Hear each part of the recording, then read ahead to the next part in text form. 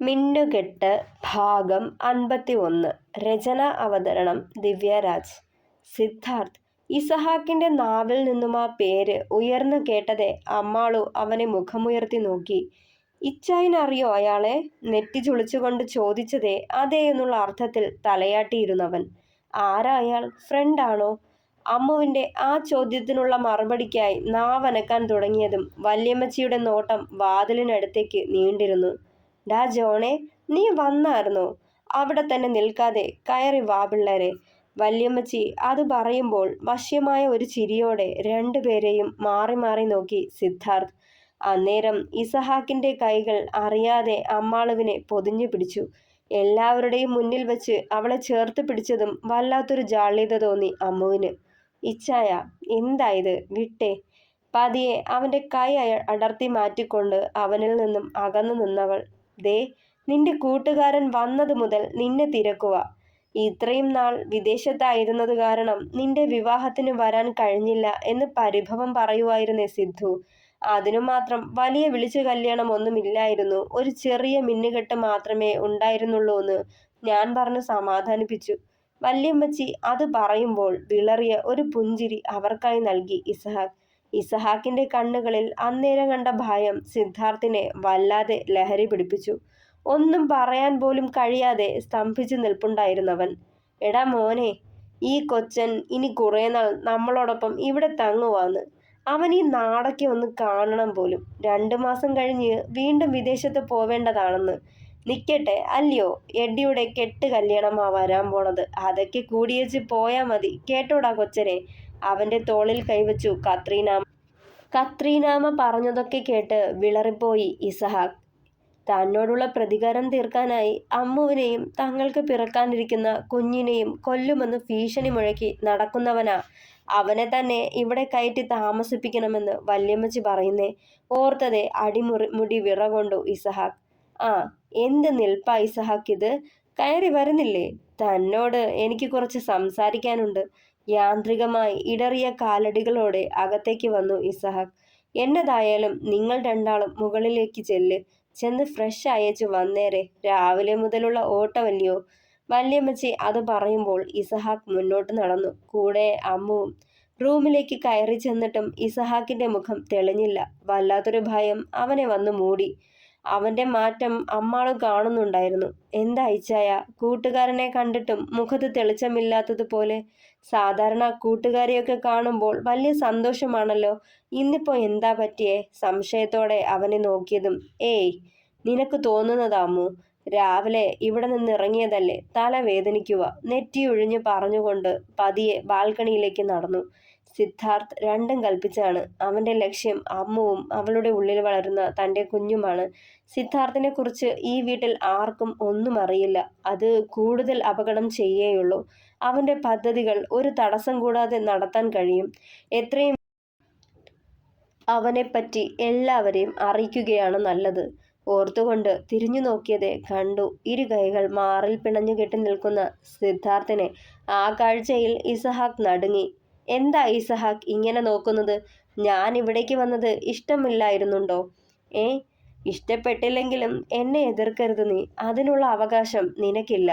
നിന്റെ ബെഡ്റൂമിൽ വരെ കയറി വരാൻ എനിക്ക് പൂർണ്ണ സ്വാതന്ത്ര്യമാ. കാരണം ഞാൻ നിന്റെ ഫ്രണ്ടാണെന്ന് ഇവിടെ ഉള്ളവർ വിശ്വസിച്ചു വച്ചിരിക്കുന്നു. പുച്ഛച്ചിരിയോടെ അവനത് പറയുമ്പോൾ ദേഷ്യത്തോടെ അവനെ നോക്കി ഇസഹാക്ക്. നോക്കി ദഹിപ്പിക്കണ്ട ഇസഹാക്ക് ജോൺ. അവരൊക്കെ അങ്ങനെ തന്നെ വിശ്വസിച്ചോട്ടെ. അതാ നിനക്കും അവർക്കും പിന്നെ നിന്റെ അമ്മുവിനും നല്ലത്.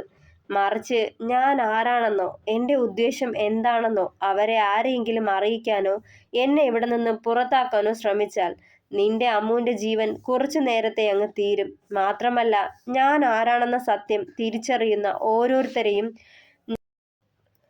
ഇത് വെറും വാക്കല്ല ഇസഹാക്ക്, സത്യം മാത്രമാണ്.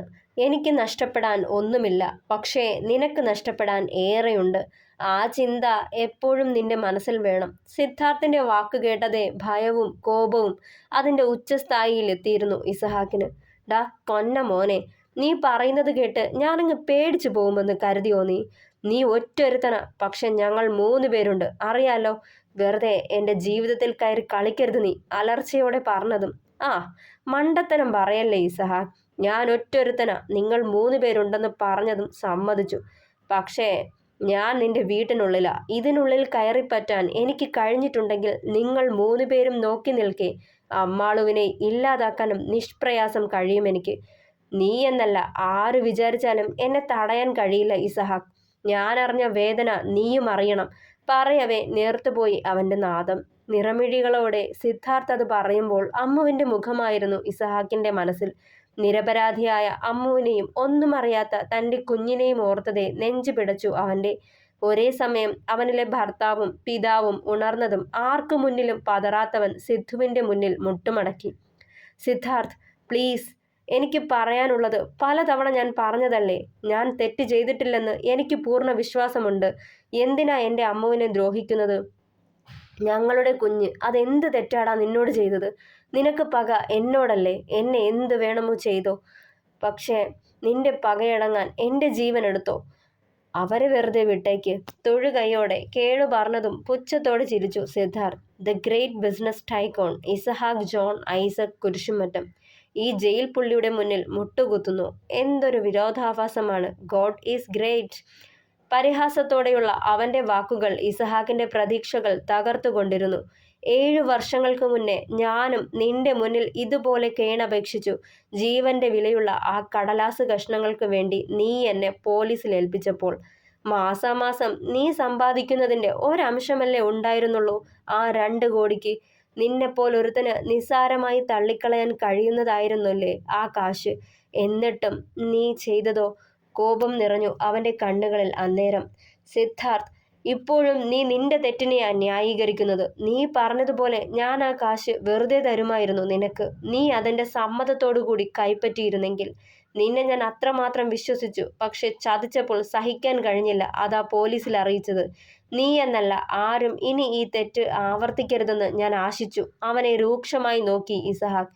എന്നിട്ട് എന്താ ഉണ്ടായത് ഇസഹാക്ക്? നഷ്ടപ്പെട്ടത് എനിക്ക് മാത്രം. എൻ്റെ താരയെയും ഞങ്ങൾ പ്രതീക്ഷയോടെ കാത്തിരുന്ന ഞങ്ങളുടെ കുഞ്ഞിനെയുമാ എനിക്ക് നഷ്ടമായത്. സ്വന്തം അച്ഛനെയും അമ്മയെയും പോലും ഇട്ടെറിഞ്ഞ് എന്നോടൊപ്പം ഇറങ്ങി വന്നവളാ എൻ്റെ പെണ്ണ്. ജനിച്ചപ്പോൾ തന്നെ അച്ഛനമ്മമാരാൽ ഉപേക്ഷിക്കപ്പെട്ടവനാ ഞാൻ. അച്ഛൻ അമ്മ ആരെന്നു കൂടി അറിയില്ല. ഒരു വയസ്സായ അമ്മച്ചിയാ എന്നെ എടുത്തു വളർത്തിയത്. അവർക്ക് ഒരു തുണയാകുമെന്ന പ്രതീക്ഷയിൽ. മകനെ പോലെ സ്നേഹിച്ചിട്ടില്ല. ഒരു സഹായി, അതായിരുന്നു ഞാനവർക്ക്. എങ്കിലും ഭക്ഷണവും കിടക്കാനിടവും തന്നു. പഠിക്കാൻ പോകണമെന്ന് പറഞ്ഞപ്പോൾ സ്കൂളിൽ ചേർത്തു. 4ാം ക്ലാസ് വരെ ഒരു LP സ്കൂളിൽ പഠിച്ചു. അത് കഴിഞ്ഞ് പഠിക്കാൻ അനുവാദം ചോദിച്ചതും അടുത്തുള്ള ഒരു ചുള്ളയിൽ കൊണ്ടു ചെന്നാക്കി ജോലി പഠിക്കാൻ. നിന്നെ ഞാൻ കൂടെ കൂട്ടിയത് എനിക്കൊരു സഹായത്തിനാ, അല്ലാതെ പഠിപ്പിച്ച് വലിയവനാക്കാനല്ല. അതുകൊണ്ട് നീ ഇത്രടം വരെയൊക്കെ പഠിച്ചാൽ മതിയെന്നായിരുന്നു അവരുടെ മറുപടി. പഠിക്കാൻ ഏറെ മോഹിച്ചു കൂടെയുള്ള കുട്ടികൾ യൂണിഫോമും ഇട്ട് ബാഗും തൂക്കി സ്കൂളിൽ പോകുന്നത് കാണുമ്പോൾ കരഞ്ഞിട്ടുണ്ട്. എനിക്കതിന് കഴിയുന്നില്ലല്ലോ എന്നോർത്ത്. എനിക്കും അച്ഛനും അമ്മയും ഉണ്ടായെങ്കിലെന്ന് കൊതിച്ചു പോകുമായിരുന്നു ആ നിമിഷങ്ങളിൽ. പക്ഷേ അധികകാലം എൻ്റെ ആഗ്രഹങ്ങളെ തടയാൻ അവർക്ക് കഴിഞ്ഞില്ല. ഒരിക്കൽ അവിടുത്തെ പഞ്ചായത്ത് മെമ്പർ ആ ചുള്ളയിലേക്ക് വന്നു. 10 വയസ്സുകാരനായ എന്നെക്കൊണ്ട് ജോലിയെടുപ്പിക്കുന്ന ഉടമയെ അയാൾ ഒരുപാട് ശകാരിച്ചു. അയാൾ തന്നെ ഇടപെട്ട് എന്നെ അവിടെ നിന്ന് പുറത്തു കൊണ്ടുവന്ന് സ്കൂളിൽ ചേർത്തു. ആ അമ്മച്ചിക്ക് പിന്നെ എന്നോട് വെറുപ്പായി. അവരുടെ കാശ് തിന്ന് കൊഴുക്കുവാണെന്ന് പറഞ്ഞ് ശകാരിച്ചു. അത് താങ്ങാനാവാതെ വന്നപ്പോൾ അവധി ദിവസങ്ങളിൽ കൂലിപ്പണിക്ക് പോയി കിട്ടുന്ന തുച്ഛമായ ശമ്പളം കൊണ്ട് ചെന്ന് അവരെ ഏൽപ്പിച്ചു പോന്നു. അത് കാണുമ്പോൾ അവരുടെ മുഖം തെളിയും. ആ അമ്മച്ചിയുടെ പെറുപെറുപ്പും ശാപവാക്കുകളും സഹിക്കാൻ കഴിയാതെ ഒരു ദിവസം ഞാനവരെ വിട്ട് ദൂരേക്ക് പോയി. 15 വയസ്സായിരുന്നപ്പോൾ. പിന്നെ ഒരു ഹോട്ടലിൽ ജോലിക്ക് കയറി. കണ്ടവരുടെ എച്ചിലെടുത്തും പാത്രം കഴുകിയും ജീവിച്ചു തുടങ്ങി.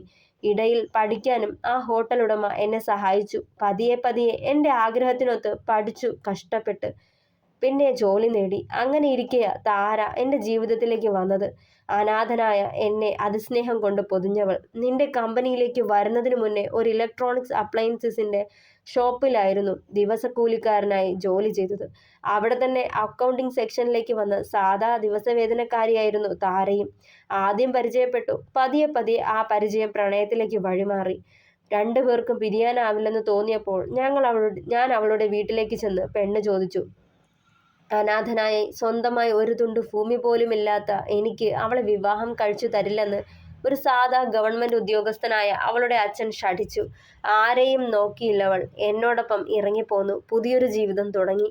അതിനിടയിലാണ് നിന്റെ കമ്പനിയിലേക്ക് ഒരു ഒഴിവ് കണ്ടതും അവിടേക്ക് വന്നതും. പ്രതീക്ഷിച്ച പോലെ ജോലി കിട്ടി. എന്നെപ്പോലൊരു സാധാരണക്കാരന് പ്രതീക്ഷിച്ചതിലും ഉയർന്ന വരുമാനം. ഞങ്ങളുടെ കുഞ്ഞു ജീവിതം സന്തോഷം കൊണ്ട് നിറഞ്ഞു. 2 മുറികളുള്ള വാടക വീട്ടിൽ കഴിഞ്ഞ ഞങ്ങൾ ഒരു ഫ്ലാറ്റിലേക്ക് മാറി. അതിനനുസരിച്ച് ചിലവ് കൂടി വന്നു. അധികം വൈകാതെ ഞങ്ങളുടെ ജീവിതത്തിലേക്ക് അർത്ഥം നൽകിക്കൊണ്ട് ഞങ്ങളുടെ കുഞ്ഞും അവളുടെ ഉള്ളിൽ പിറവിയെടുത്തു. അവൾക്കും കുഞ്ഞിനും ഒരു കുറവും വരുത്തരുതെന്ന് എല്ലാ ഭർത്താക്കന്മാരെ പോലെ ഞാനും ആഗ്രഹിച്ചു. അതിനുവേണ്ടി പരമാവധി ശ്രമിച്ചു. എന്നിട്ടും അവളുടെ അച്ഛൻ്റെയും ബന്ധുക്കളുടെയും അവഗണനയ്ക്ക് കുറവൊന്നും വന്നില്ല. ഒരു ദിവസം ജോലി കഴിഞ്ഞ് ഫ്ലാറ്റിലേക്ക് എത്തിയ ഞാൻ കാണുന്നത് അവളുടെ അച്ഛനെയും അമ്മയെയും ആങ്ങളെയുമാണ്.